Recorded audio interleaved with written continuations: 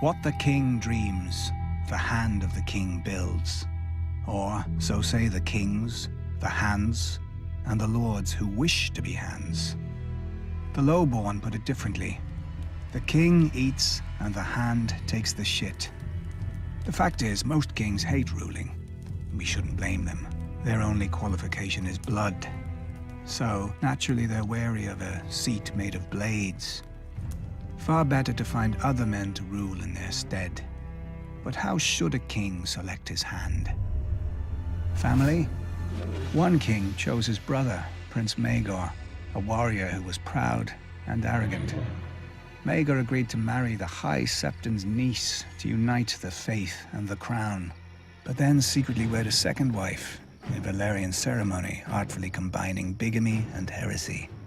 When word of it got out, the king was forced to exile Maegor and choose a Septon as his new hand. But the damage had been done. The king had trusted in family, and his brother had set off a rebellion that would claim his rule and his life. Strength? As little more than a boy, Sir Criston Cole replaced the legendary Sir Rayam Redwine on the King's Guard and soon rose to Lord Commander. But knights only know one way to settle disputes. When Prince Aegon's father died, Sir Criston slit the throat of an advisor who objected to Aegon's ascension over his aunt, the anointed heir. His actions so pleased the new king, Aegon, second of his name, that he appointed Sir Criston as his hand in the ensuing civil war, called the Dance of Dragons. Neither Sir Criston, nor the king, nor even the Targaryen dragons would survive it.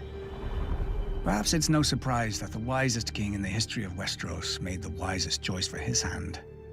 The son of a lowly blacksmith, Septon Barth had few options for advancement in the world, and even fewer after his family gave him to the faith as a child.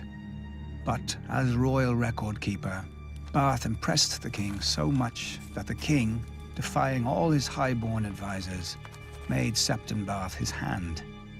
40 years of prosperity ensued. So much did Barth accomplish that many lords and commoners credited him with sorcery.